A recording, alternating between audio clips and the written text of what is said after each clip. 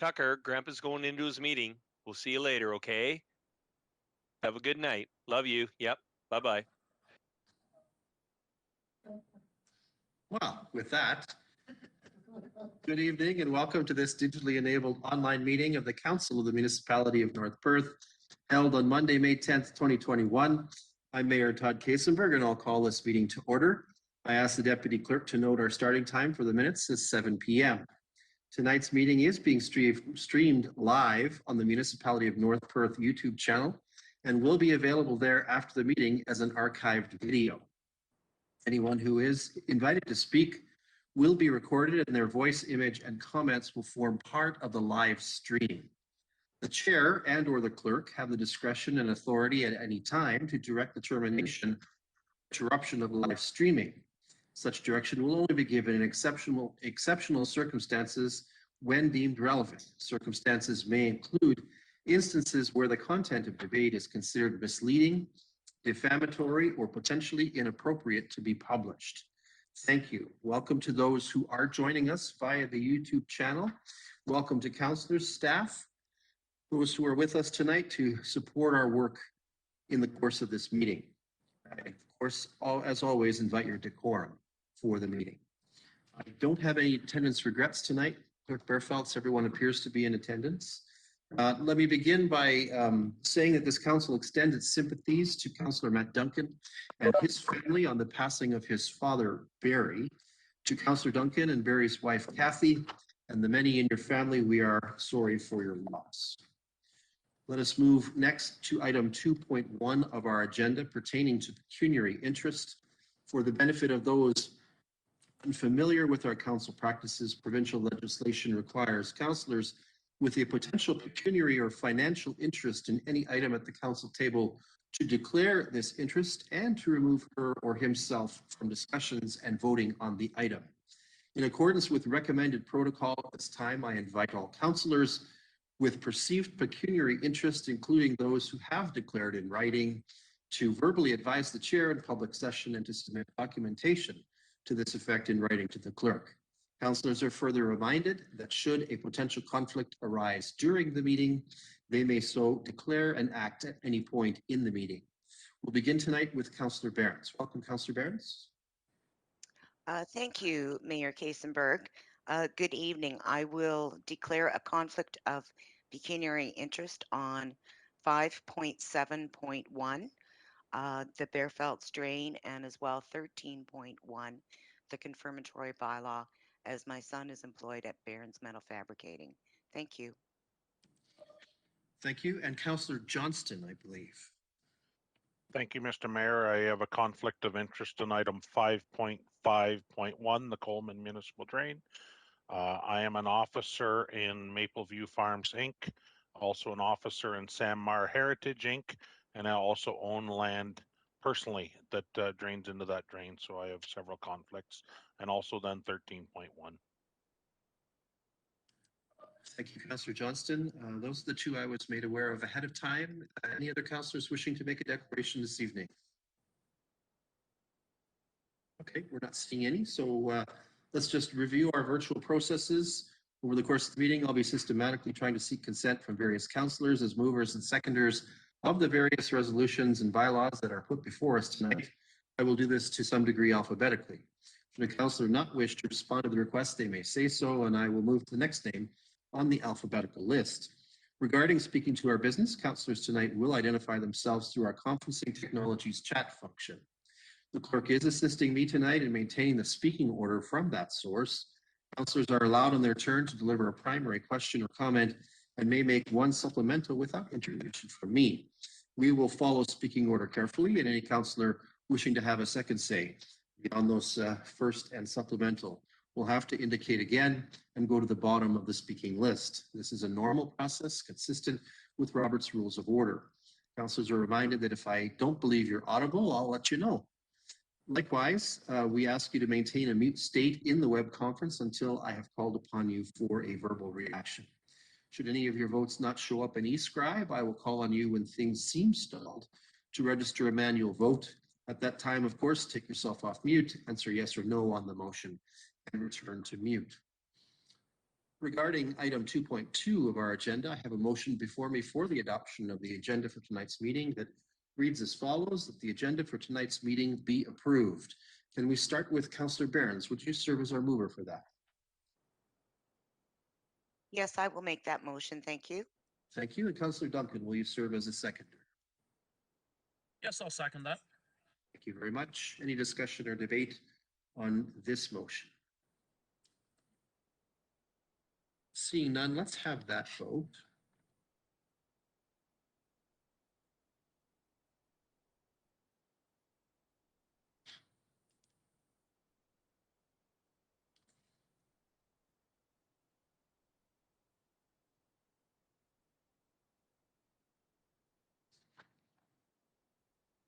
Mayor Kasenberg, I'm in favor. My vote's not coming up. Thank you, Councillor Andreessen. So with that, that's carried. Thank you. That brings us to item number 3 on our agenda, the so-called consent agenda. Items are placed on this agenda because they are believed to be non-contentious, yet they require council's recognition and or action. Grouping them expedites our business. However, any councillor wishing to extract an item from the consent agenda for discussion, debate, and individual action may do so. We have a lean one tonight, just one item on our consent agenda, the minutes of the last regular council meeting. Councillors, do you detect any errors or omissions in those minutes that you wish to have addressed? Okay, we're not seeing anything. So I have a motion for our consideration that reads as follows, that the minutes of the May 3rd, 2021 regular council meeting be adopted. Can I call on Deputy Mayor Cullum to serve as our mover for that? Yes, I will make that motion, and I apologize for my grandson being in here. All good. So let's move forward. Thank you. Let's train them early, right? Councillor Johnston, will you serve as the seconder? Yes, I would love to second that. Thank you. Any discussion or debate on that matter? Let's have that vote.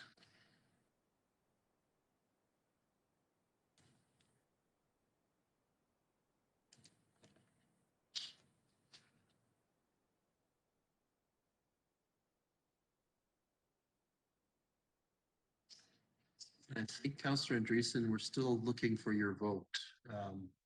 Still not seeing it show up? Yeah, it's not coming up. I'll try and reboot, but my internet's very slow tonight, so that could be why. But thank you. I'm in favor. You're in favor. Thank you. With that, we're carried. So at this time, then it's proposed that we move to agenda item number 4. We have no booked public meetings for this evening's council session. Further, we have no delegation that has asked for an audience with council this evening. So that allows us to move quickly to agenda item number 5, reports from departments and key staff. For item 5.1.1, council sees updated documents and finalized requests for the implementation of a facade improvement program for the Listowel, Atwood, and Moncton downtowns. I'm going to call on CIP planner Lee Barrich to deliver this report and outline planned next steps that will occur should council grant consent. Mr. Barrich, welcome. Thank you, Mayor Kasenberg and members of council. So staff have developed a facade improvement program and downtown commercial design guidelines to support local businesses in our downtowns of Listowel, Atwood, and Moncton. This program will provide grants to business owners in the downtown communities to invest in improvements and renovations to their exterior facades. This will promote a more visually engaging downtown community to invite residents and visitors to participate in our local economy. On April 19th, 2021, staff brought a report to council asking members to receive the facade improvement program and design guidelines for information. Staff brought forward 2 presentations that describe the research and engagement process behind each of these documents. After these presentations, council had the opportunity to ask questions and supply feedback. Staff have gathered the questions and feedback received by council and have provided detailed responses in the form of a frequently asked questions document. This document has provided insight into how we will implement the program over time. I won't review the entire document, but I will address some of the specific questions that we received from council members. The first question that we received was, can storefronts outside of downtown Listowel, Atwood, and Moncton apply for this program? At this time, we will be using the downtown boundaries that were identified in North Perth's original community improvement plan. These boundaries have been designed to help support the activity within North Perth's downtown commercial areas. So the facade improvement program will be used to enhance the built environment in these key areas. Now, over time, it is possible to extend the boundaries of this program to include commercial properties outside of the downtown cores. For example, the town of Hanover has had a very successful facade program, and they recently decided to expand the boundaries and include commercial properties outside of the downtown, including those across the municipality. So this is an option that council can pursue in the future if they wish to. Because North Perth's downtown communities vary in size and activity, funding for the facade program will be distributed between the 3 downtown communities as such. That's 60% for downtown Listowel, 20% for downtown Atwood, and 20% for downtown Moncton. As the conditions change and our communities grow, council may adjust how funding is allocated and consider applying the facade program to commercial properties outside of the downtown cores. The second question that we received from council was, can this funding be used to improve the upper story units of downtown properties and support the municipality's affordable housing strategy? So the facade improvement program can only improve exterior renovations. So this can include improvements to upper story units such as windows or general improvements to the upper facade. Now the community improvement plan does include other tools such as the building improvement grant, which this does allow for interior renovations. If council would like to investigate this option, the municipality should conduct further research on best practices and feasibility of this. Council should also note that the built improvement grant would be a separate program from the facade improvement program. It's also worth noting that in the surveys that we conducted with business owners in January, we also collected information on the occupancy of those upper story units in the downtowns. So we've gathered this information and we can use it for future projects if we choose to. The third question we received was, do we have to consult the Ministry of Transportation for projects being carried out in Atwood or Moncton? Most of the facade projects will be relatively small in scale, so we don't anticipate that they will interfere with traffic at all. We will work closely with the building department and public works to ensure that we do avoid those problems or those conflicts. There may be concern, for example, that a facade project may require scaffolding along the side if the project is big enough, but we will address those issues as they arise. The last question I'd like to address has to do with how funding will be allocated between the downtowns. One council member suggested that we should allocate more resources towards downtown Listowel since more commercial activity occurs there. So it was suggested that instead of dividing the funds 60-20-20, that we divide them so that 70% of funds go toward downtown Listowel, 15% go towards downtown Atwood, and 15% for downtown Moncton. So in order to address this question, I'll briefly review the process that we've put together for receiving facade applications. The municipality plans to offer 2 intakes each year. Intake number 1 will begin February 1st, and intake number 2 will begin June 1st. Applicants will have the opportunity to apply for intake number 1 starting February 1st. At this time, the funds will be allocated according to the 60-20-20 split, as just mentioned. However, this allocation of funds will apply only during intake number 1. Now, intake number 2 will begin June 1st, at which point the 60-20-20 split will no longer be applied. During intake number 2, funding will become available for businesses across the downtowns, regardless of which downtown community they operate in. And these projects will then be awarded as applications are received. So at this time, we anticipate that most of the facade projects will occur in downtown Listowel, since that's where most of the commercial activity is. However, the 60-20-20 split is structured to entice and anticipate more activity in both downtown Atwood and Moncton. So this model will help ensure that resources are available to those who might be interested in opening a business in either community. So by creating two different intake periods, we are going to ensure that we're utilizing our funds appropriately. Now that being said, if council feels that the program would better serve the community if it were divided as 70% for downtown Listowel, 15% for downtown Atwood, and 15% for downtown Moncton, we can make that amendment to the program. So we are recommending that the Council of the Municipality of North Perth receives this report and approves the downtown commercial design guidelines and facade improvement program for implementation. Thank you. Thank you, Mr. Parrish. Councillors, questions and first comments? Clerk Fairfields.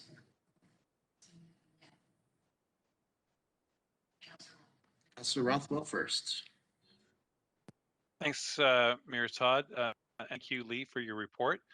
My question is, and you were clear on this, my question is regarding if council agrees to move forward and adopts the bylaws for both of these programs. In fact, even though it's technically the first ever intake, it will actually be intake number 2 starting in June, if that's what the wording would be. So in fact, there would be no percentage at all for this intake, because technically, even though it's our first ever intake, it would be technically intake 2. Is that correct? Yes, that's correct. I'll just say I'm concerned about that, but I'll await conversation later. Thank you. Great. Thank you, Councillor Rothwell. Anyone else with questions? We're not seeing any questions or first comments beyond the one asked by Councillor Rothwell. So I have a resolution, Council. The resolution that was in eScribe earlier has been updated to reflect the resolution that Mr. Parrish has put before us. So I'm going to read the correct text here. That the Council of the Municipality of North Perth receive this report and approves the DCDG and FIP as amended for implementation. Can I call on Councillor Richardson to be a mover? So moved. Thank you. Councillor Rothwell, will you be our seconder? Yes, I'll be happy to second that. I'm just wondering, as a friendly amendment, could we actually spell out the full facade improvement program as opposed to using the initials? Thank you.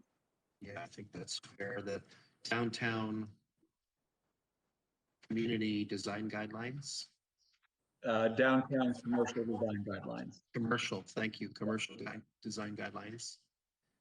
And the facade improvement program. Okay.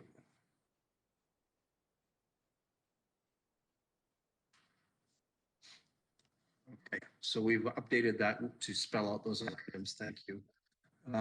Any discussion or debate?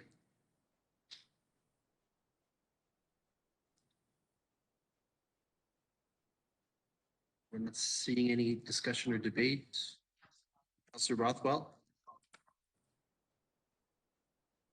Thank you, Mayor Todd. And just further to my comment earlier, I am concerned, given the fact that this is our first, technically our first intake, that I believe the percentages that were laid out in the program document should be reflective of what would in fact be our first intake, so that there be equal opportunity, just as there is at the start of the year, for any Listowel, Atwood, or Moncton property owners, as opposed to a sort of a first come, first serve on the first ever time we're dealing with this. I think the rationale for the percentages is that there would be sort of a spread, if you will, in terms of trying to get something happening in not just Listowel, but also in Atwood and Moncton. So I am concerned that we don't have a percentage in the sort of the first ever ticket this if council agrees. Thank you. Thanks, Councillor Rothwell. Mr. Barrett, what kind of impediments do you see for applying some of these ratios in whole or in part at this point for the June intake, should council approve such? So at this point, I think the best strategy for this program is to both be proactive and reactive. So we are putting a lot of effort towards engaging with those business owners in both Moncton and Atwood. So we are in contact with them to make sure that they are aware of the program so that they do have the same opportunity to apply as those in Listowel. However, we feel that at this time, it's best to just make sure that the program gets rolling as opposed to putting those restrictions on starting this summer. But we have been in contact with those business owners to make sure that those first steps can be taken as soon as possible, and that those business owners in Moncton and Atwood are aware of the process and the program as it's unrolled. Can you just remind the amount of funds to be allocated in 2021? I assume that they would be allocated in the June intake. Is that right?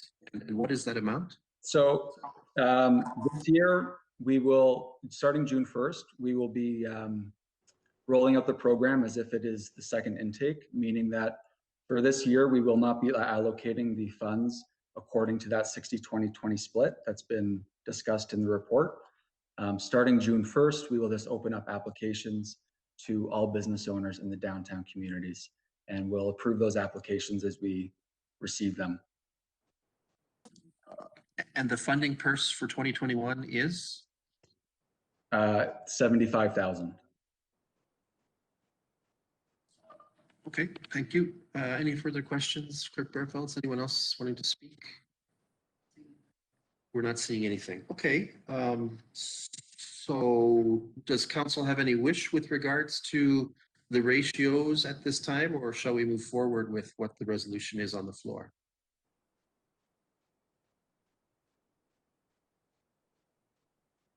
We're not seeing any interaction there. So this has been duly moved and seconded. We've had discussion. Let's have the vote.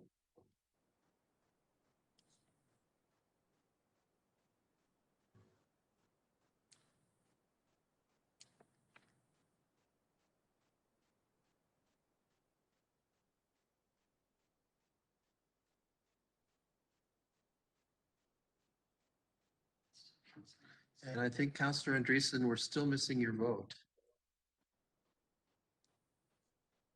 I'm in favor. Thank you. So that is carried. Thank you very much. That brings us to item 5.2, which are reports from the clerk's department.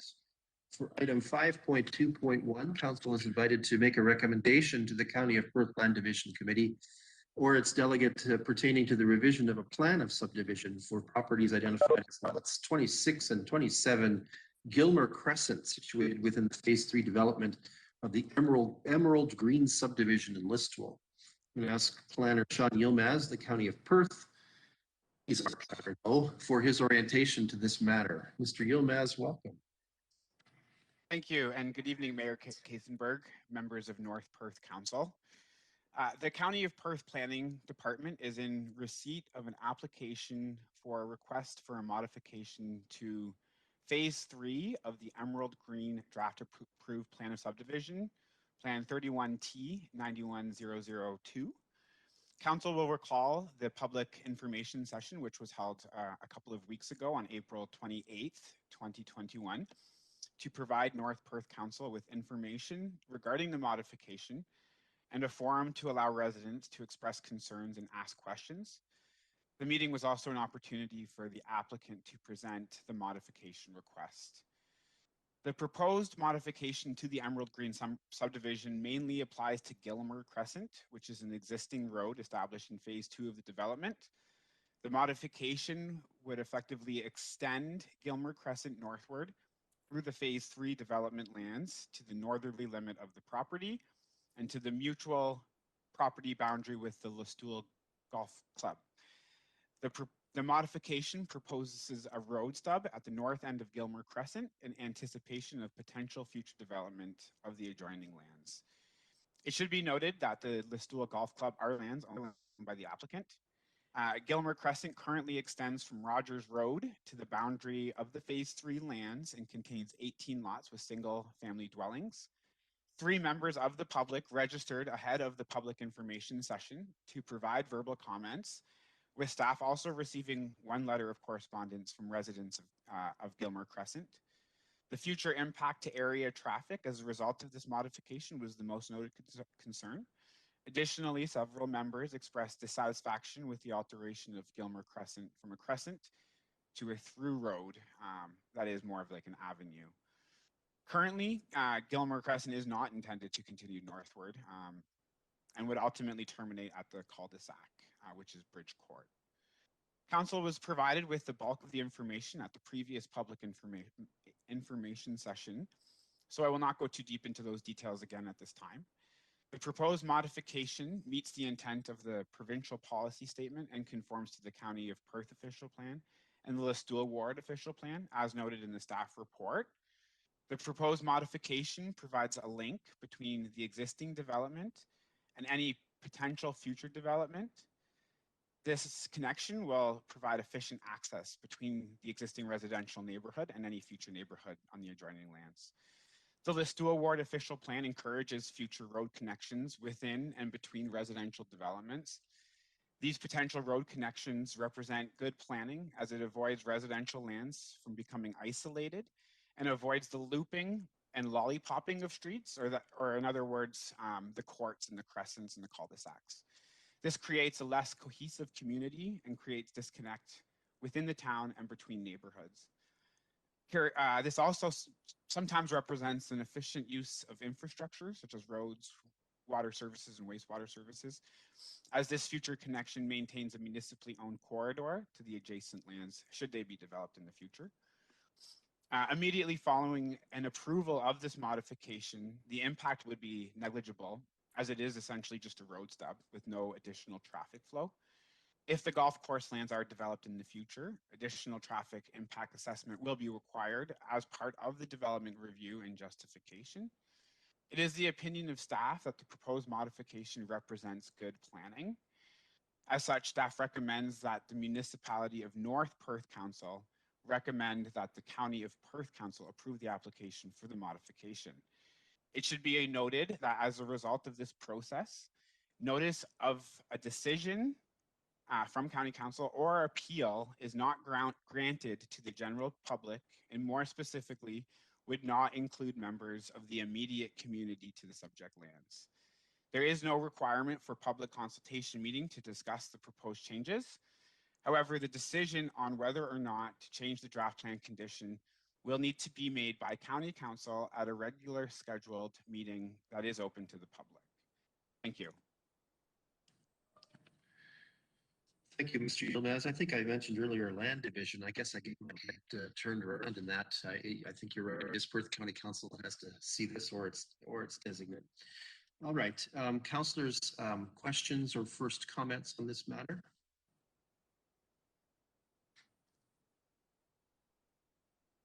We seeing anything, Clerk Barfelds? Sir Roth, please.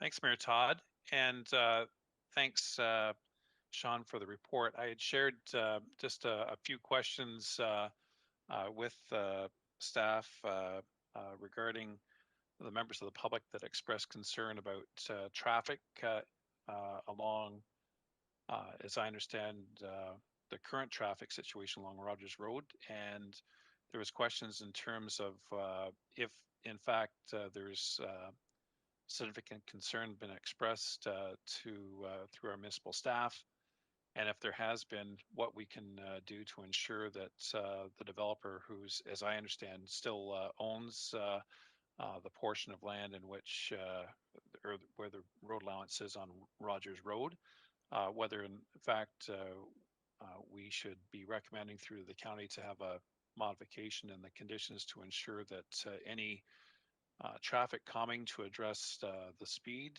which we've been told about at the public information session, can be reduced to provide additional safety in the community. So perhaps that information could be shared with the rest of council and the public regarding the responses that had been shared by Mr. Couch through you, Sean. Thank you very much. Mr. Yilmaz, do you have anything to add to help us with that one? Yeah, sure. If it would be possible, if Lyndon could maybe speak to them, as he would probably be able to provide that information a little bit more eloquently than me. Okay, thanks. Redirect then to Mr. Couch. Welcome, Mr. Couch. Good evening. Thank you. Just in general, the agreement as it sits itself with Emerald Green, I'd have to look back at the traffic impact studies, but traffic calming isn't built into the subdivision agreement as I remember, but that'll be double checked. Beyond that, the calming measures that are going to be applicable in the transportation master plan in terms of how we deal with roads where we do see speeding incidents where there's accidents, as well as high volumes of traffic, there'll be warrants that are set in terms of the amount of those instances that create a situation that will see that we would implement traffic calming measures. So if we see those types of situations start to happen, and it'll be especially as the subdivision develops and becomes more normal, less construction traffic and more residential traffic, that we can look to implement these things. But we'll look for the transportation master plan's guidelines on traffic calming, what kind of roads, what volume of traffic, what speed, accident levels, etc., as well as policy, and then we can implement some of those if we see those situations start to happen. Thanks. Just supplemental to that, I assume, Mr. Couch, then that what you're saying, I trust what you're saying, is that given that the public raised some concern in that public information session there, the consultants working on the master plan probably should be aware of those concerns and consider them in their work. Yes, I think they will. Yep. Thank you. Any other questions or comments before we consider the resolution?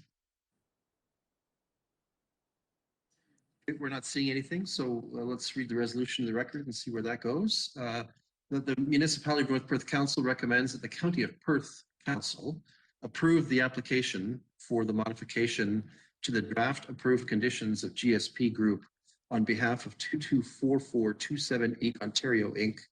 Emerald Green Draft Plan of Subdivision Phase 3, 31T 91002, affecting property described as Part Lot 26 and 27, Concession 1, Gilmer Crescent, Listowel Ward, Municipality of North Perth. Okay, well, maybe we can catch him in the discussion debate then. Councillor Seiler, will you serve as mover for that? Yes, I'll move that. Thank you. Thank you. Councillor Andreessen, will you serve as our seconder? Yes, I'll second that motion. Thank you. Okay, now discussion and debate. I think Councillor Rothwell, you're up. Thanks very much, Mayor Todd. I just wanted to say I appreciate the response from Lyndon Couch, and I'm wondering if we could share that information with the members of the public that took the time to come to the public information session and share their concerns so that they understand that we heard what they had said, and then if appropriate in future, then we will do our best to address those if it warrants it. So I'm certainly in support of the proposed resolution, but if we could share that information that Lyndon shared with council, I'd appreciate that. Thank you. Thanks. It seems like a good communication idea. Lyndon, Sean, you guys okay with that? Okay. So I think that's understood. Any other discussion or debate? Okay, let's have that vote.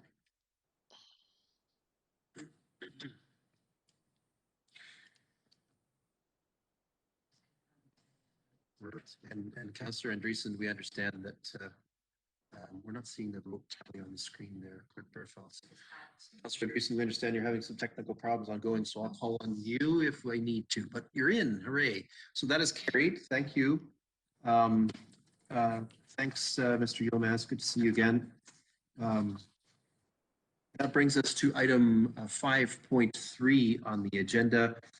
Reports from the programs department. We have nothing from them tonight, although I know that they continue to work hard as programming for the late spring and summer of 2021 evolves in the face of interesting set of challenges. We have no report, therefore, issued tonight. That turns us to item 5.4, reports from the facilities department. That's a new number on our agenda, councillors. I invite you to take note of that. For item 5.4.1, council is asked to consider an approach to the situating of occasional public clinics providing COVID-19 vaccinations in facilities owned by the municipality of North Perth. I'm not quite sure how the arm wrestle went between Ms. Gangle and Mr. Newell. I think Mr. Newell is, the clerk thinks Mr. Newell is up. So welcome to your first report to council, Mr. Newell. We look forward to your overview, please. Great, thank you very much, Mayor and members of council and the public in attendance. Yes, we are presenting a report with regards to vaccination clinics in North Perth that would be run by the Huron Perth Public Health Unit. They have run 2 previous vaccination clinics in North Perth, and they are looking to do that again beginning in June, looking at using the Steve Kerr Memorial Complex and Elma Logan Recreation Complex. Specifically, their ice surfaces would meet their needs. The municipal requirements to host the mass vaccination clinics are sufficient space, which I've already indicated. Commitment to use the similar space for 14 to 15 weeks. The clinics would be a rotating clinic. It would be roughly 1 day every 2 weeks and would run beginning June 2nd through till November. Hours would be approximately 11 a.m. until 8 p.m. Comment is that the Steve Kerr Memorial Complex would be most beneficial to be used in June and July, with the Elma Logan Recreation Complex being used August, September, October, and November. The staffing requirement would be to provide a staff member to be on site on the days of the clinics in order to supervise volunteers. We would need to work with Huron Perth Public Health in advance of the clinics in order to come up with floor plans and operational plans. Staff would be responsible for picking up supplies like wheelchairs and signage at a health unit prior to as part of the setup, and then set up and take down of the facilities would also be required. They would have some IT requirements, which we feel that we can accommodate, and staff would then at the end of the clinic return all the supplies. Financial implications, one would be the staff time, obviously, for doing all the aforementioned efforts, and the ice rental schedule specifically for Elma Logan Recreation Complex would be affected by loss of revenue during that time of the clinic being offered. It looks like there's not an opportunity to get funds from Huron Perth Public Health at this time. They have kind of polled informally other health units. They've received 10 replies so far, and only 1 health unit is being charged for use of the facilities. So what you have is an opportunity to, or you would lose the opportunity to have revenue in the Elma Logan Rec Complex, and that would not be offset typically by fees generated from a rental agreement with Huron Perth Public Health. The numbers are presented there in the report. As you can see, the Steve Kerr Memorial Rec Complex has substantially more revenue in the fall months And that was the recommendation why we should look at using the Elma Logan rec complex, because it would have a less of an impact on the budget. The recommendation then is that the Council of Municipality of North Perth approves the availability of the Steve Kerr Memorial Complex for June and July, and then the Elma Logan Rec Complex in August, September, October, and November. And should the funds not be available through Huron Perth for the purpose of rental, the municipality will provide the space at no charge to Huron Perth Public Health. Welcome any comments or questions that council may have. Thank you, Mr. Newell. Let's begin with Councillor Richardson.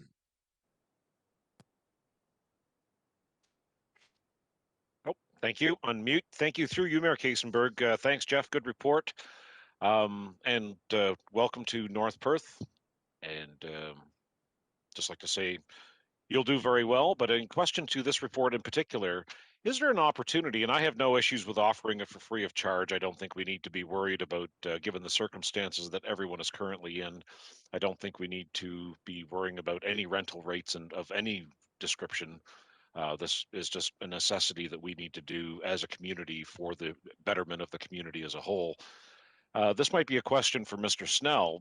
Given that the provincial government has decreased the age of the requirements for, or the availability of vaccines, and seeing as how we're once a week, kind of two questions here.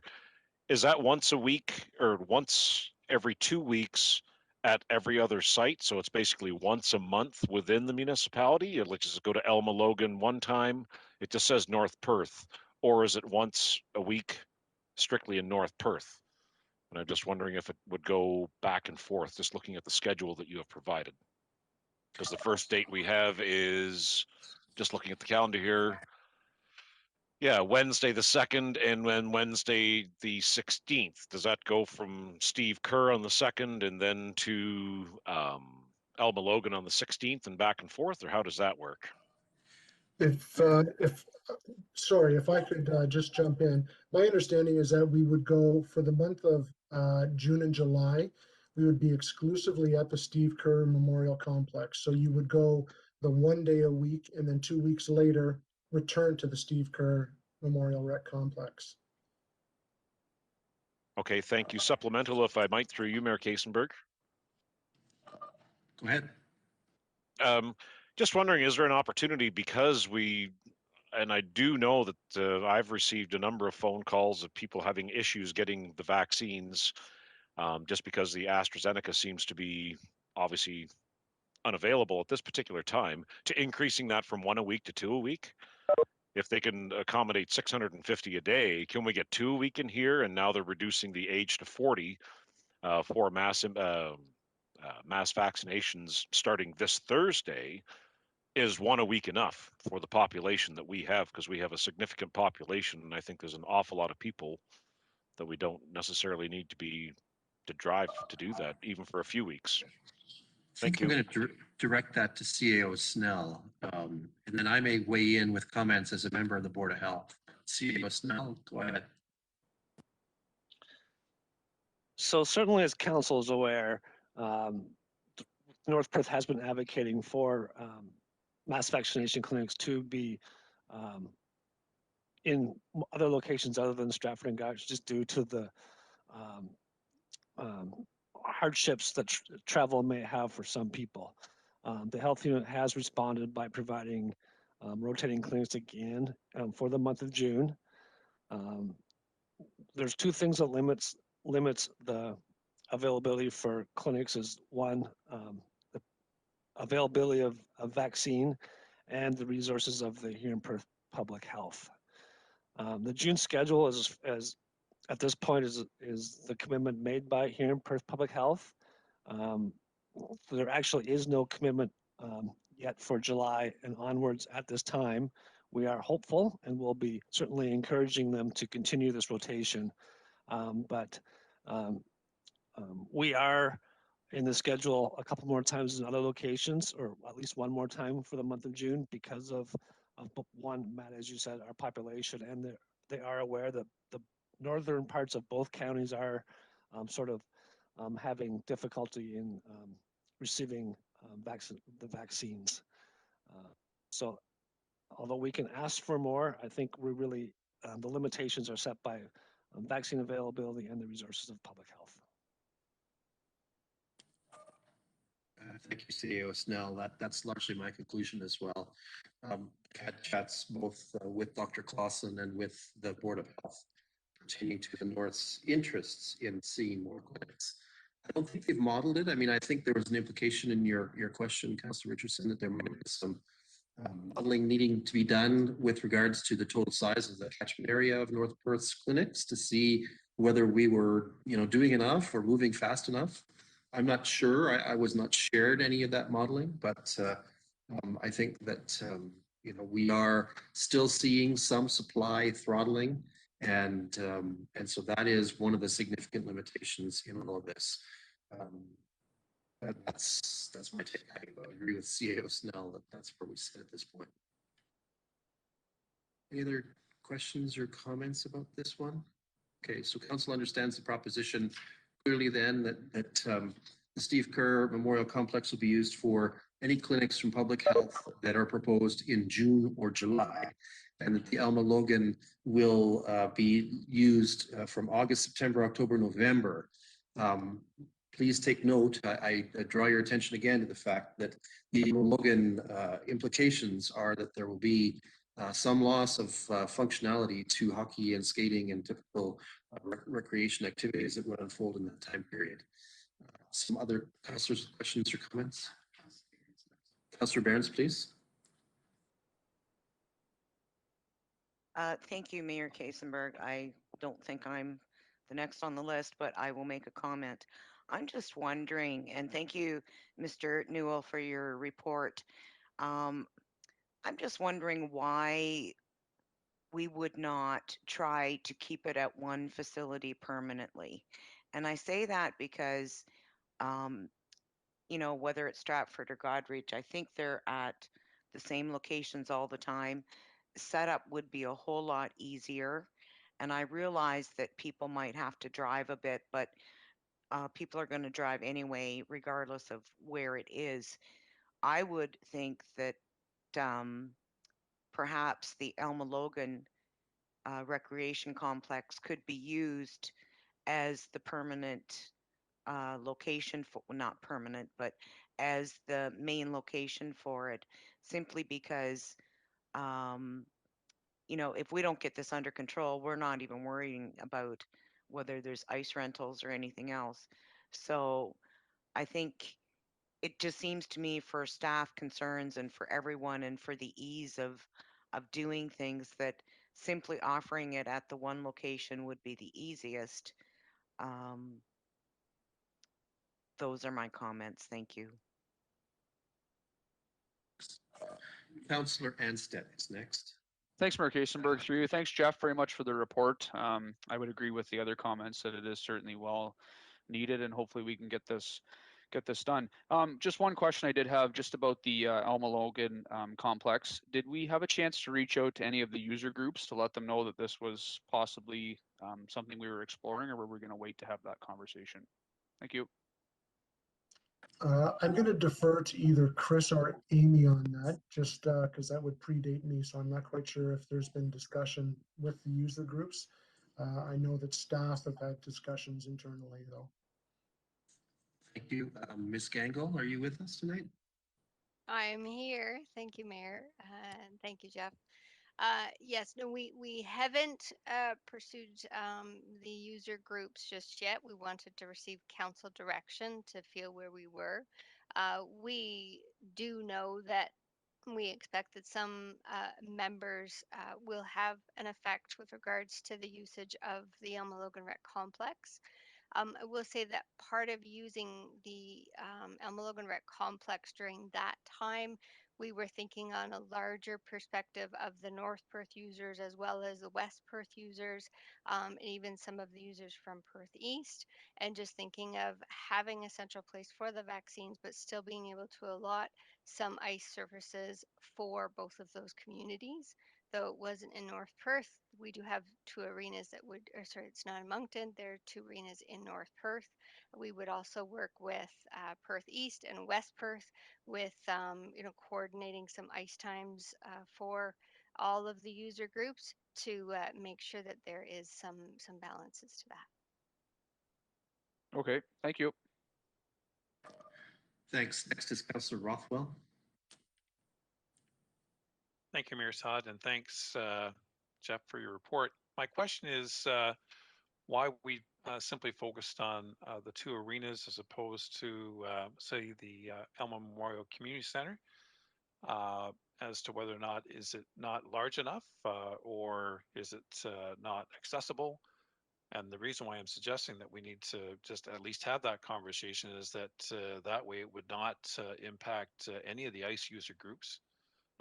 And it is central location between the two. Thank you. I'd like to hear the response. Thanks, Councillor Rothwell. I'm going to call on CAO Snell. The indication from here in Perth Public Health is the Elma Memorial Community Center is not large enough. But they are looking for space as large as an ice surface.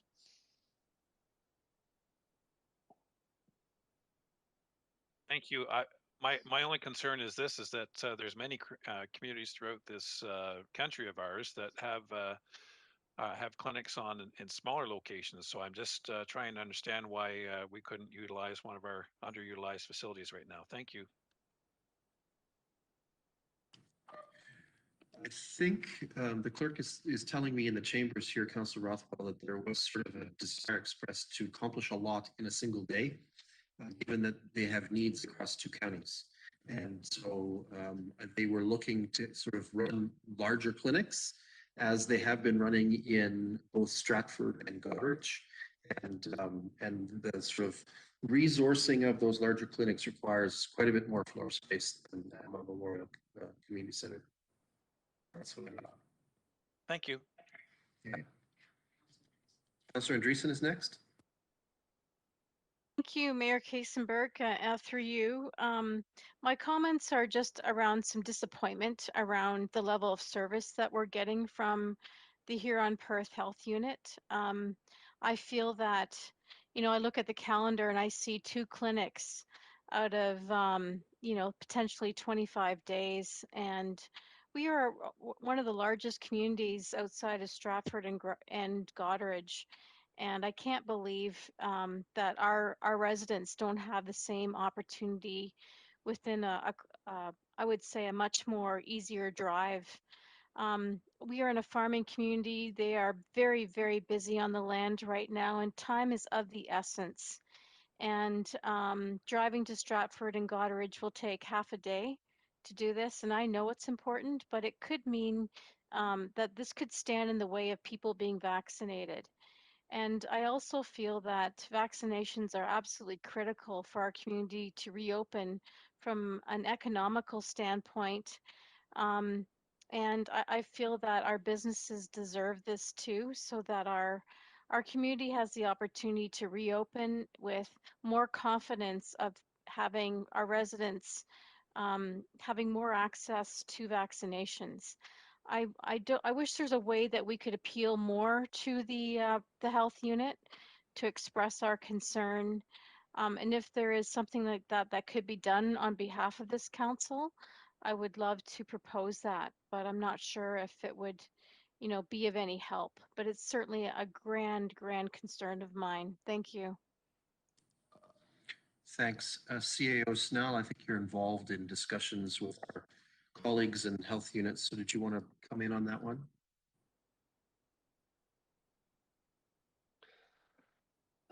So again, and certainly I understand the concerns expressed by Councillor Andreessen, and certainly we have been both from the mayor's level and staff level offered to support and assist with any clinics that the Huron Perth Public Health Unit have in North Perth. But in the same sense, they are limited by one, the amount of vaccine to date, as well as the staff resources of public health themselves. I do believe public health is trying their best to get the vaccine to out to the community as best they can. They did sort of run 2 clinics across the area. It's a massive area that the public health is covering. And although Goderich and Stratford may not be central to everyone, I think they're trying to do their best to make sure that that the broad range of here in Perth is covered the best they can with the 2 clinics that are operating right now. And we will continue to encourage them to have more clinics in North Perth um, if the resources permit it. Thanks, CEO Snell. Do we have anyone else on the list at this point? Councillor Richardson? Thank you. Through you again. Also, just this is more of a sidebar question. I'm just wondering if the health unit is actually utilizing strictly their own staff, or if they sort of commandeered, whether it be retired nurses, EMS workers, or retired doctors, or anything like that, to assist with some of that staffing shortage that they have. Possibly they are. I don't know. But I would think that there's an awful lot in any one of the communities who would be more than happy to even volunteer. But I'm just sort of questioning the manpower that they have. Are they just staffers of the Huron Perth Health Group? I might actually be able to answer that question based on some comments that were made at the Board of Health on Friday. Certainly, as it turns out, Huron Perth has had fairly good fortune in recruiting sort of, temporary healthcare workers from Huron and Perth counties. I guess there's a certain degree of pleasant surprise to that, to be honest, Councillor Richardson, because many other communities are crying to find people who can help with tasks like contact tracing and like vaccination clinics. But I gather from the comments made by Dr. Clausen on Friday at the Board of Health that this health unit has been pretty fortunate and is feeling pretty comfortable, generally speaking, with the staffing levels. With regards to moving forward with the vaccination clinics in particular.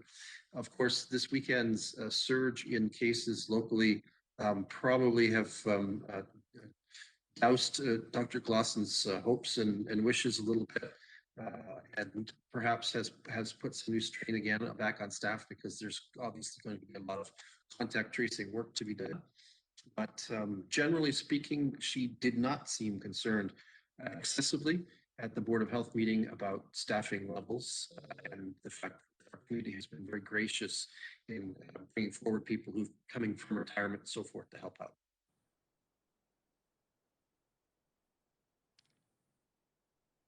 Any other questions or comments? Okay, we're not seeing any further questions or comments. We do have a resolution that I'll read, and we'll see where it goes. So the resolution proposed to us is that the Council of the Municipality of North Perth approves the availability of Steve Kerr Memorial Center for June, July 2021, and Elbow Logan Recreation Center for August, September, October, November 2021 for vaccination clinics in North Perth. And that should funds not be available from HPPH for this purpose, the municipality will provide this space at no charge to HPPH. Can I call on Councillor Anstett to be our mover for that one? Yes, I would move that motion. Thank you. Thank you. Councillor Behrens, will you serve as our seconder? Yes, I will second that motion. Thank you. Thanks. Okay, now opportunity for discussion and debate on this one. Or anything like that. Councillor Richardson.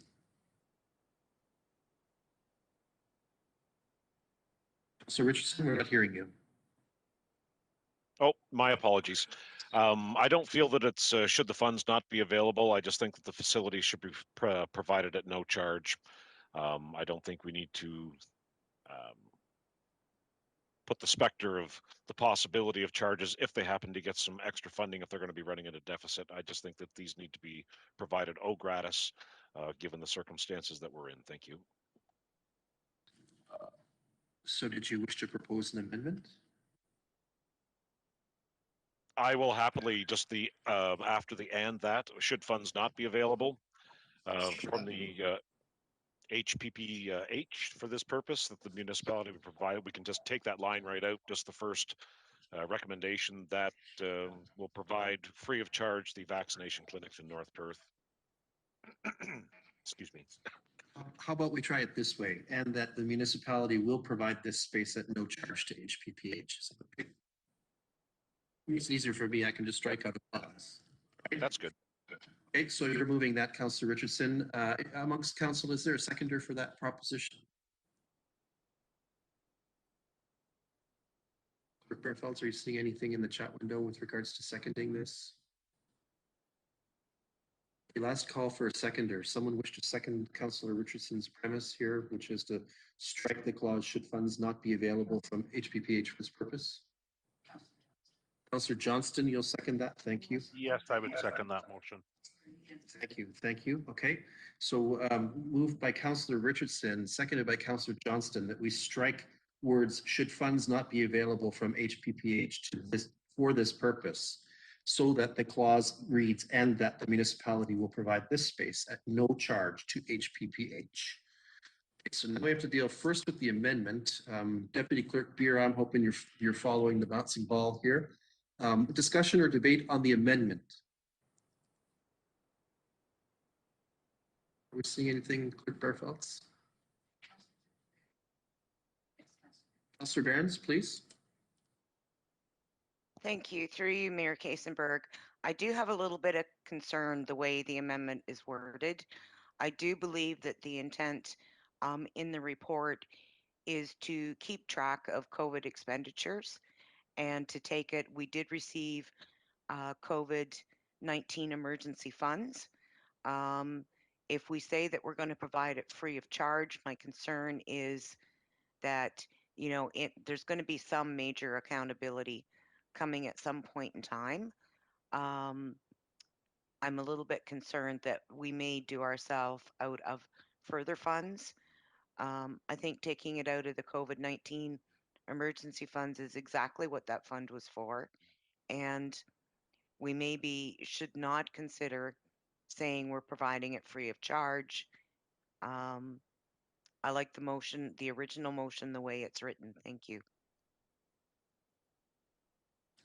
Okay, thank you. So anyone else wish to speak to the amendment before we vote on the amendment?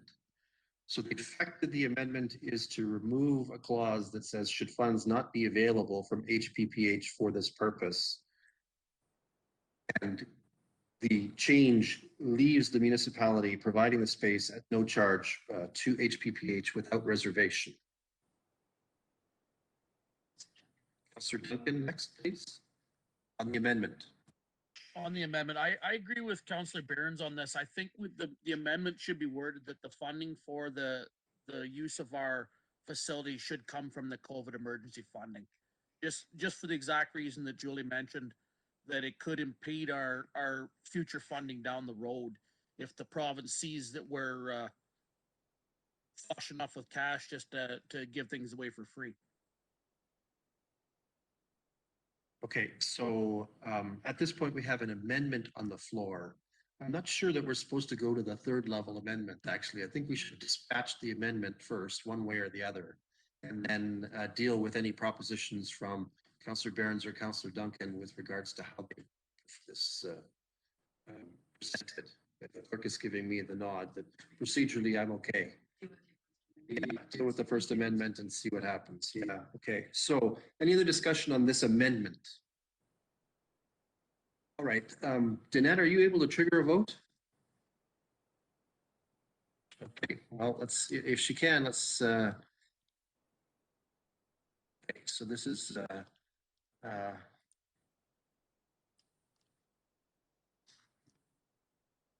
this is on the amendment, yeah.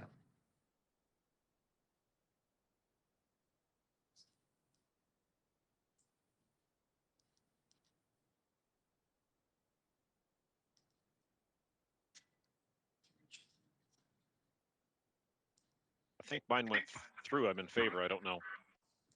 So we're missing one. I think it might be Councillor Andreessen again. Yeah. Councillor Andreessen, on the amendment, what say you? I'm not in favor. Thank you. Okay, opposed? All right, so that's defeated. The amendment's defeated. Council, I leave it into your hands. Is there another amendment that you would prefer to make? or shall the council consider the original motion? Alfonso, are you seeing any indication of?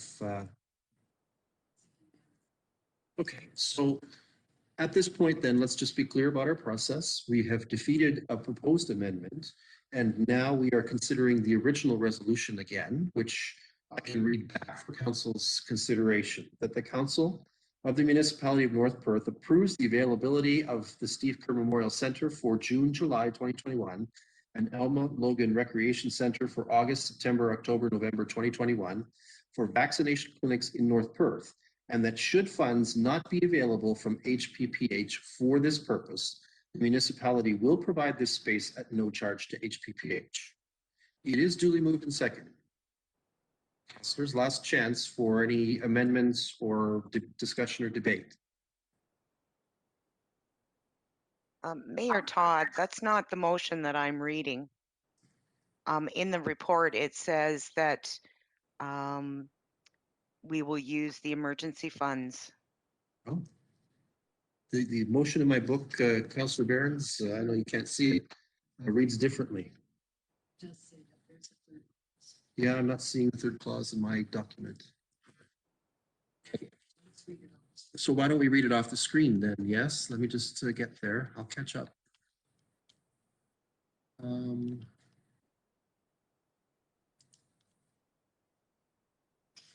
Give me a second. Thank you. Sorry, this complicates our procedure just a touch, but let's go back to where we are. Sure, the resolution in the report reads differently than what was in my book. My apologies. The resolution in the book neglects the last clause, and that COVID-19 emergency funds can be used to offset budget impacts from ELRC ice season delays. Okay, so there's an extra clause here. Let me write this in. I think our best way to proceed is to inquire of the mover and the seconder if they're okay with that full form of the resolution, which has 3 clauses.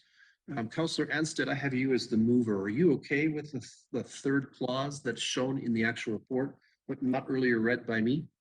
Yes, I'm fine with that. Thank you. Okay, thank you. And Councillor Behrens, as seconder, are you okay with that as well? Well, I simply think that we should be using the COVID-19 emergency fund to offset the impacts, period. I don't think we need to narrow it down to say the Alma Logan or the Steve Kerr or whatever. Just put a period behind be used to offset budget impacts. Sure. Okay. Let me just check again with Councillor Anstead. You okay with that change? Yeah, that's fine. Thank you. Right. And Councillor Behrens, since you're proposing it, I think you're probably okay with that too then.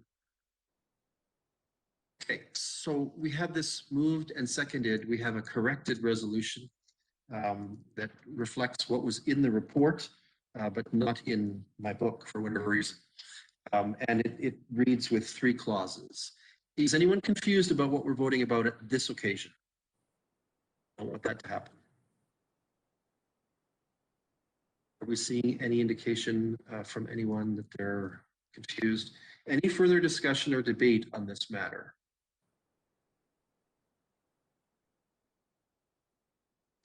Okay, let's have that vote.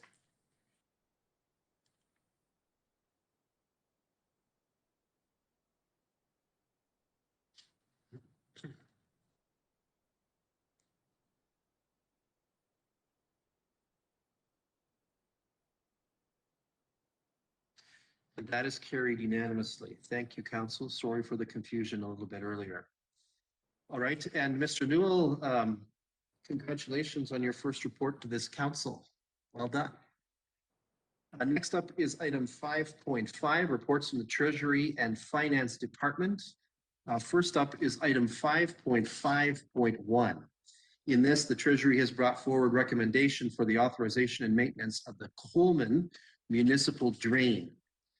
Ms. Hale is available to answer any of our questions if we have them. And I'll call for those questions now. I believe, Councillor Johnston, this is the one that you've stepped up for. Any questions or comments on this matter? Clerk Barfeld, are we seeing anything? Okay, so we have a resolution for our consideration. It's a bylaw resolution that bylaw 52-2021 being a bylaw to authorize the maintenance and repair of the Coleman Municipal Drain be introduced, read, and considered read a first, second, and third time and be finally passed. That the said bylaw be signed by the mayor and the clerk and sealed with the seal of the corporation. Can I call on Councillor Duncan to be our mover for this one? Yes, I'll move that. Thank you. And Deputy Mayor Kellum, will you serve as our seconder? Yes, I'll second that motion. Thank you. Thanks. Any discussion or debate on this matter? Let's have that vote.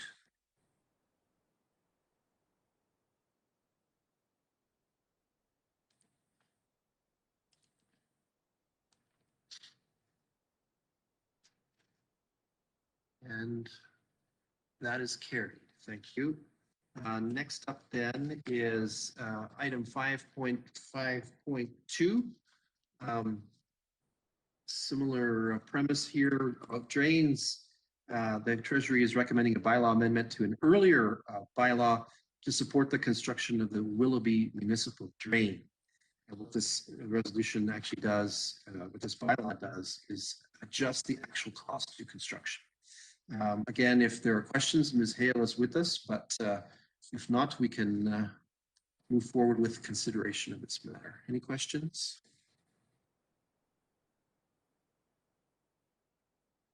We're not seeing any, so we have this resolution that the bylaw 51-2021 being a bylaw to amend bylaw 82-2020 for the construction of the Willoughby Municipal Drain be introduced, read, and considered read a first, second, and third time, and be finally passed, and the said bylaw be signed by the mayor and the clerk and sealed with the seal of the corporation. Councillor Johnston, can I call on you to move this one?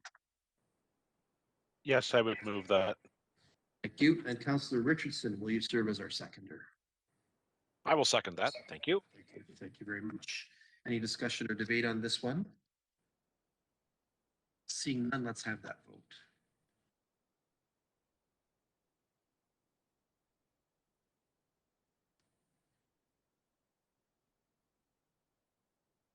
And that is carried. Thank you. Let's turn to item 5.6. This is the reports from our manager of environmental services. Item 5.6.1 provides council with information about our needs to promulgate an agreement with the Township of Perth East relating to locates services. I'll invite Mr. Hackett for his introduction to this matter. Mr. Hackett. Thank you, Mayor Kasenberg and Council. As Council may recall, we had an agreement with Perth East for water services and also for a locate service agreement, and they are both ending on May 31st of this year. In a couple weeks, they were provided with 180-day written notice back on November 12th of 2020. Those two agreements are very closely linked in relation to the duties and the payment, and both agreements needed to be canceled. In the written notice that we gave them, we noted that we would be interested in renegotiating the terms of the locate services agreement. For a number of reasons, it's beneficial to us. It allows our new staff that have recently been hired time for training on all aspects of the position. It allows our staff to concentrate on doing some of the work such as valve turning and system maintenance that were delayed due to the pandemic and some of the separation of staff that we had last year. It allows for time for decisions for the proposed restructuring of the Environmental Services Department as a result of the new proposed organizational chart. And I'll mention here also that the locating services costs were included in the 2021 operational budget. So staff are proposing that we enter into the new locate services agreement with Perth East effective June 1st and expiring on December 31st of this year. We would use the locator for about 3 days a week during the busy construction season that we're entering into now, or we are into now. And then after that, only when required. I did include the agreement as an attachment. There's not a lot of difference from the original agreement that we were in, except for some of the dates. The main difference is under section 6.1 for compensation. So instead of there being an exchange of duties, we will be paying them a rate of $60 per hour. That would include such things as labor, the benefits, the vehicle, and all the equipment that they use.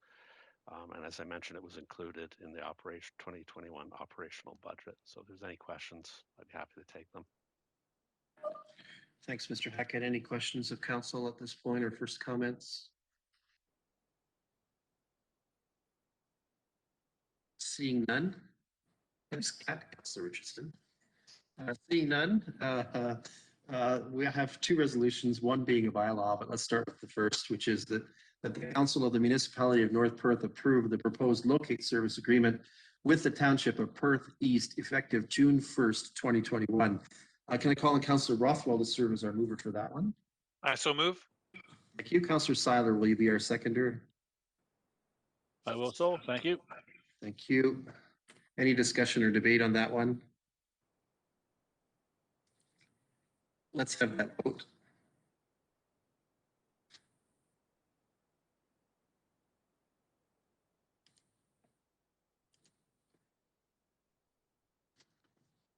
And that is carried. Next up, the corresponding bylaw. Bylaw number 55-2021 being a bylaw to authorize the signing of a locates agreement with the Township of Perth East to be introduced, read, and considered read a first, second, and third time and be finally passed. And the said bylaw be signed by the mayor and the clerk and sealed with the seal of the corporation. I call on Councillor Andreessen to be our mover for this one. Yes, I'll make that motion. Thank you. Thank you. And Councillor Anstett, will you be our seconder? Yes, I would second that motion. Thank you. Thanks. Any discussion or debate on this one? Let's have that vote.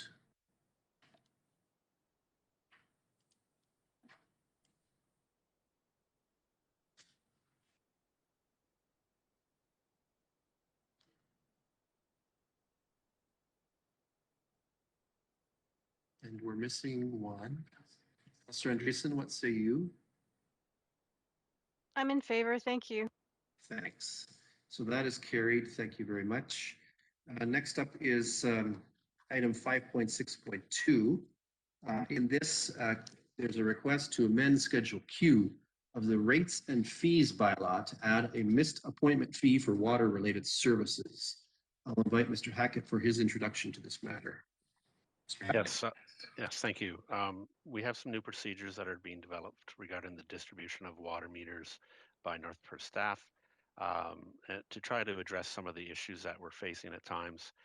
The proposed amendment is intended to assist with the inspection with improved efficiencies of the water meter distribution process. It will ensure the inspection appointments are made and adhered to which will reduce occurrences of improperly installed water meters and also reduce staff time that's involved in making adjustments to water billing and the investigation of water meter issues. It's a simple addition of one line of a $75 fee for missed appointments, and it's under the miscellaneous rates. It is on page 2 of the Schedule Q and highlighted there, as I mentioned, $75 fee for missed appointments, and it's intended to cover the cost of staff time when these appointments would be missed, if they are missed. Happy to take any questions if there's any. Thanks, Mr. Hackett. Council, any questions or first comments about this one? Besides, what is that nasty formula that's in the agreement that describes how you make some kind of calculation? I don't know. Looks like calculus, Mark. Didn't enjoy seeing that. Yeah, I just made that up. You know, it makes Okay. it look like it's really good. Impressive. All right, we're not seeing any questions at this point, so let's have the resolution considered that the Council of the Municipality of North Perth approve the proposed amendment to Schedule Q of the fees and licenses bylaw effective June 1st, 2021, and that bylaw number 54-2021 being a bylaw to amend the North Perth fees and licenses bylaw Schedule Q be introduced, read, and considered read a first, second, and third time and be finally passed, that the said bylaw be signed by the mayor and the clerk and sealed with the seal of the corporation. Councillor Behrens, will you serve as our mover for this one?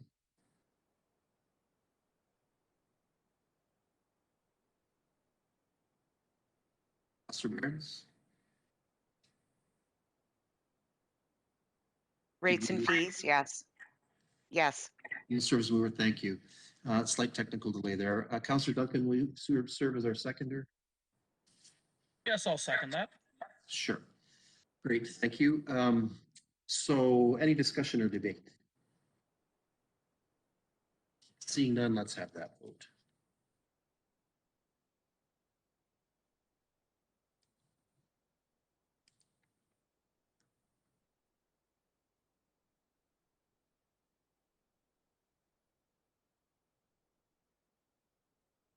I'm in favor. Thank you. Thanks, Mr. Andreessen. So we're missing one other. I'm in favor. My vote didn't come up. Okay, Councillor Richardson, so that is carried. Thank you very much. Okay, that moves us along to reports from our operations department. Item 5.7 on our agenda is item 5.7.1. Council is invited to award a contract to Spreet Associates, our vendor of record for drainage matters, for investigation of possible improvements to the Bearfelts municipal drain. I'm going to call on Mr. Couch for a few comments about this matter. Mr. Couch. Thank you, Mayor Kasenberg. Both of these recommendations are similar to recommend Spreets for the work and to be appointed for both the Bartfelts and the Bartman drains. Both have been in front of council for maintenance requests, and we'd like to move forward with appointing the engineers. Thank you, Mr. Couch. Any questions or first comments about 5.7.1? We're not seeing any, so I have a resolution that the Council of the Municipality of North Perth, in accordance with Section 78 and Section 4 of the Drainage Act, appoints Spreet Associates Limited to investigate the possible improvements to the Bearfelts municipal drain. I believe we have at least one person who's abstaining from this one. Okay. Any discussion or debate?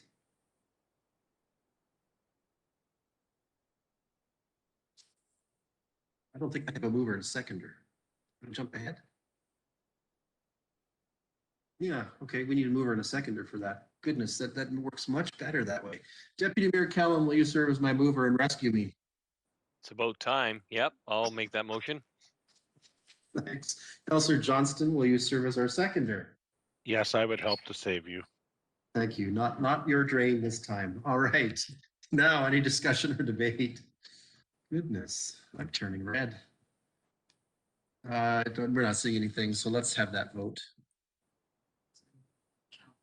Yeah, that's right.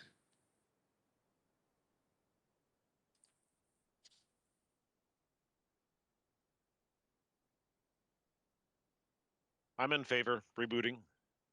Thank you, Councillor Richardson. And we're missing one other. We got it all? That's right. That's right. There we go. Okay, let's move forward then. Second verse similar to the first, I think. 5.7.2, council is invited to award a contract to Spreet again, our vendor record for drainage, for improvements to the Bartman municipal drain. I think Mr. Couch has said his piece here. Does anyone have any questions about this one? Okay, let's have the resolution then that the Council of the Municipality of North Perth, in accordance with Section 4 of the Drainage Act, appoints Spreet Associates Limited to investigate the possible improvements to the Bartman municipal drain. Can I call on Councillor Richardson to be my mover here? I will move that. Thank you. Thank you. Councillor Rothwell, will you serve as our seconder? I'll second that, yes. Thank you. Any discussion or debate from council? Seeing none, let's have that vote.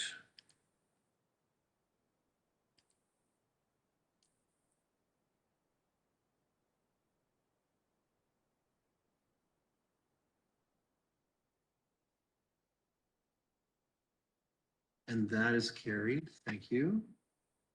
Next up is item 5.7.3. Council is asked to accept a tender bid from Steed and Evans for paving initiatives in North Perth. Mr. Couch, some brief comments? Thank you. Rocker Road is proposed for paving, and this is in conjunction with the development that's associated with it. You'll know, or perhaps you know, that part of Rocker Road is already paved. This gives a second lift of asphalt to that municipal commercial area. From Tremaine over to the limits of Rocker. It also is an association with the developing area and that portion of Rocker Road that extends from where the asphalt is to Wallace. that gravel portion. So the developer will be responsible, not in conjunction with this, but with the low bidder Steed and Evans to continue the work. And what we want to see is a continuous asphalt application through its entire length coming later this summer. So this recommendation is specifically for our portion of Rocker Road, also a portion of Salisbury, and also having received an estimate from the low bidder Steed and Evans to do planned work that was in the capital budget for the wastewater treatment plant paving. That's the driveways and entrances there. And I will just finish by saying Steed and Evans is doing much paving this summer. Our rates are competitive, and it's useful to use them for this work. They're doing they're doing Road 84, they're doing Albert Avenue, and they're doing these portions as well. So we're hoping to see good prices, and some of those are in front of you right now and recommended for work. Thank you, Mr. Couch. Any questions or first comments from council? Okay, we're not seeing anything, so I'll read the resolution of the record that's proposed to us. That the Council of the Municipality of North Perth award tender NP-001021T to the low bidder Steed and Evans in the amount of $110,319 and the additional paving work at the wastewater treatment plant as per estimate at $66,180. All prices not including HST. Councillor Seiler, will you serve as our mover? I certainly will. Thank you. Thanks. And Councillor Andreessen, will you serve as our seconder? Yes, I'll second that motion. Thank you. Any discussion or debate? Deputy Mayor Kelly? Yes, no, perfect. Thanks, Lyndon. My ears will stop ringing now. And just a quick question: when are we thinking Albert and Victoria is going to be completed? Albert and Victoria are planned. It depends on conditions. Curbs are going down. Asphalt work should happen in the next 2 to 4 weeks. Awesome. Appreciate all your work. I'm ready. Thank you. Any further questions or comments? So we're having the vote, right? Let's have that vote.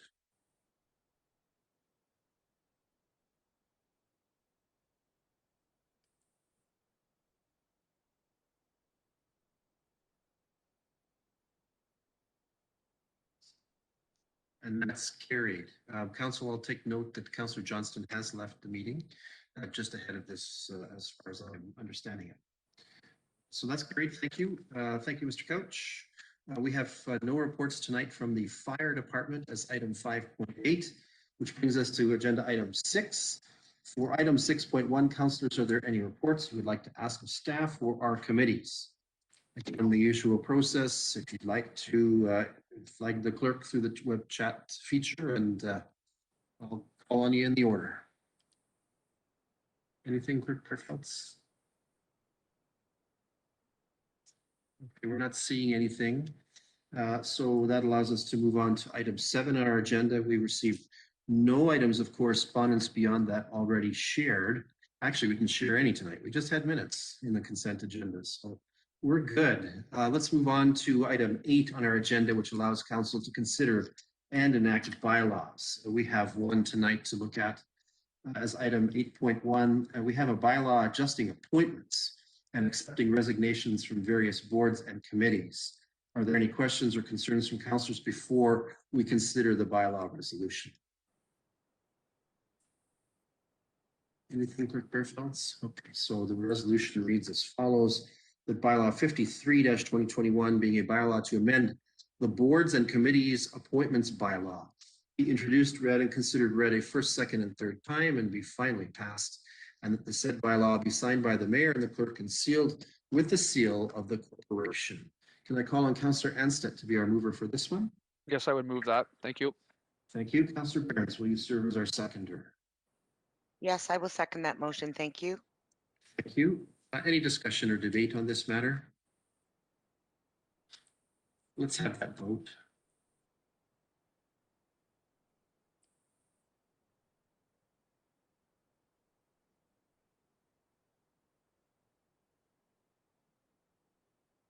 And that is carried. And I'll note, just in passing, as we move past that, I want to express on behalf of council thanks for those who have served on our committees and who are departing from our committees, who are retiring. And as well, we extend a welcome and best wishes to those who have joined committees as a result of that appointment tonight. Let's move on to agenda item number 9. Are there any councillors wishing leave to give notice of motion tonight?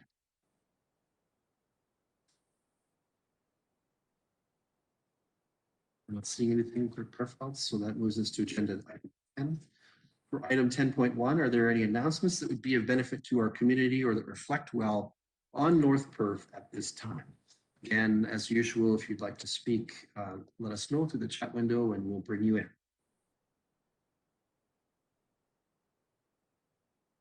Perfelds, anything? Okay, we're not seeing anything tonight. That brings us to agenda item 11. We have no matters for consideration in a closed session meeting of council tonight. That means that we don't really need an agenda item number 12. There's nothing to report. Council, as a mandated good practice, acts near the end of its meeting agenda to confirm all of its actions and business of its meeting through what is called the confirmatory bylaw. I have a draft of that bylaw, which reads as follows. The bylaw number 56-2021, being a bylaw to confirm generally previous actions of the Council of the Municipality of North Perth, be introduced, read, and considered read a first, second, and third time, and be finally passed. And that the said bylaw be signed by the mayor and the clerk and sealed with the seal of the corporation. And I call on Councillor Duncan to be our mover for this one. Yes, I'll move that.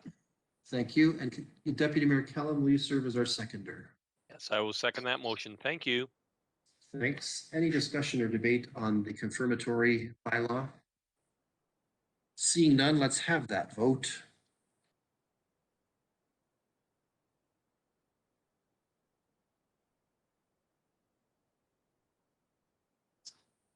And that is carried. Thank you.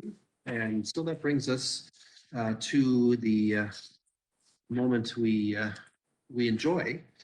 We've completed the deliberation and taken action on the business that's come before us tonight. I have a motion to adjourn, which reads as follows: that the council meeting adjourns at 8:32 p.m. to meet again for general council business on Monday, May 17th, 2021 at 7 p.m. Can I call on Councillor Richardson to be our mover for that? I will move that. Thank you. Thank you. And Councillor Rothwell, will you be our seconder? Second the motion. It's not debatable, so let's have that vote.